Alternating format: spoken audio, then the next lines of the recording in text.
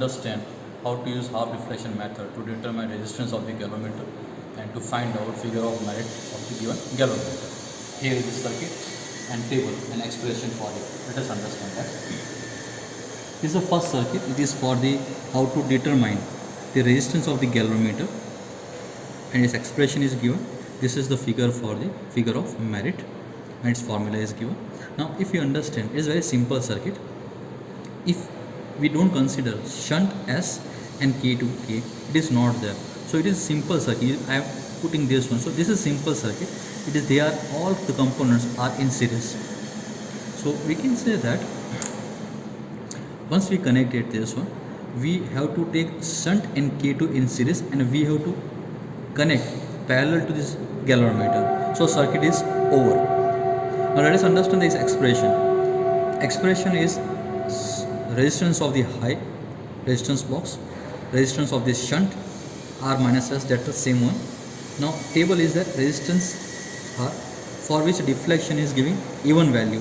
Even value means 30, 28, 24, 12. Means all the even deflection should come for the given resistance. We remove the resistance and we get the even deflection. Then we put the K2 and we get the shunt resistance in such a way that we get the half deflection. If 30 is there, we get the 15. If it is 24, it will get 12. Accordingly, we will change. The shunt resistance and corresponding deflection is here. This is a formula. We will put the value and we will find the value of G. Here we have given battery alimenter, high resistance box, galvanometer, and K1. Right? They all are in series. You see, from positive I connected one terminal, another terminal is connected with the galvanometer, another terminal of galvanometer is connected with the key, and another terminal of key is with the negative. All are in series. Series circuit is given. Here galvanometer is there, and here another assembly I have made.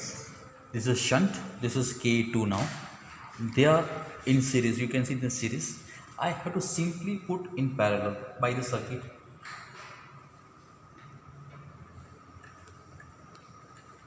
Now can you see in the circuit,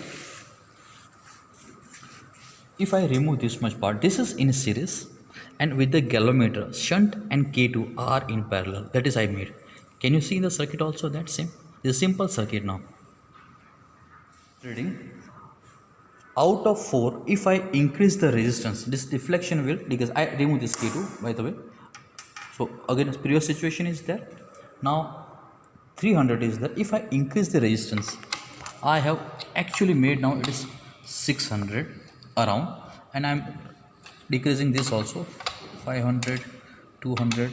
Let us see now what is the reading over here. What is the reading? This is near about we can see it is 24. It is again even number is there. So I can say for 6200 I am getting 24.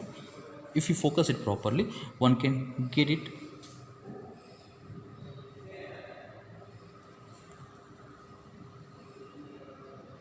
Right? So we can say that now I'm inserting K2, and if you see that I have not changed here 120 and I have not changed, but even then it becomes 12, half of 24. Right? So this is the method. Now if you see that every time what I have done, I have removed K2, so this part is not there, and deflection was through galvanometer due to the R was controlling. So here in first two column we can say that 4900 and 30 I derived when K2 was not there. When I K2 inserted, means shunt is also there. So for 140 it is half deflection is coming. Similarly for second case, first two column, for that K2 was removed, and for that I have increased the resistance, so deflection fall down, you can see. Now once I insert the K2 was means shunt is there, I simply got 12 deflection without changing 140, because shunt is near about considered as galvanometer resistance, and device has same resistance, it won't change. Now whatever reading I will take, it won't change. Now see, we have taken the observations for galvanometer, and this is the formula. we put the value R and S, we get 144, 143, and similarly we can get other readings, then we got the average. You can see 143.34 is very close to 140. So we can consider this is the closest value about this one. Now we can start how to take the figure of merit. This is the circuit, fine. In this is removed. The simple circuit is there. It is connected also here. Please focus here. You can see that this is connected also in the series. Now one important thing is, you see here the 2, 4, 6, 8 is given.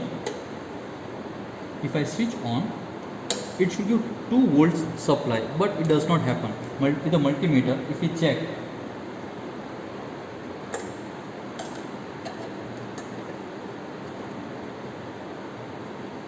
it is, you see that 284 it shows in place of 2. For 4 it indicates 5.02. For 6 it indicates 7.23, right? So we should take care that when we take the measurement, we should not write 2, 4 or 6. We should write what is actually observed from the multimeter or voltmeter. Now if we take the readings, you see here deflection is more than 30 is there. I decrease this one, I further decrease, and for 2 it is beyond 30 because I have not taken any resistance. If I introduce the resistance, you see that for this much value it indicates 5000 I have removed, and here it indicates. I can set then after accordingly. You can see I remove, it is decreases, means current is decreases. Now I have to take any one reading, or we can say or 2 readings. We can generally take 2 to 3 readings for 2 different voltages or different EMF, we can say. Now we have already taken the readings and we can understand how it happens. You can see that we have taken the readings 2.96, 5.07 and for 7.20 it is going out of scale. For 2.96 it is 11,000 is given. For 5 it is again 11,000. I am not changing this one, but as voltage increases we can say deflection also increases. But value of K, whose formula is E by R plus J into theta, it gives very close to 20 into minus 6, and its average I have not taken third one because it is out of scale. Beyond 30 I cannot take the reading, so I have removed this one and I have taken average of this two. You can see in the galvanometer, if you see here carefully, it is 20 microampere per division, and we got the answer also very close to it, 20 microampere per division. So it is correct. So we have determined the figure of merit of given galvanometer. Thank you.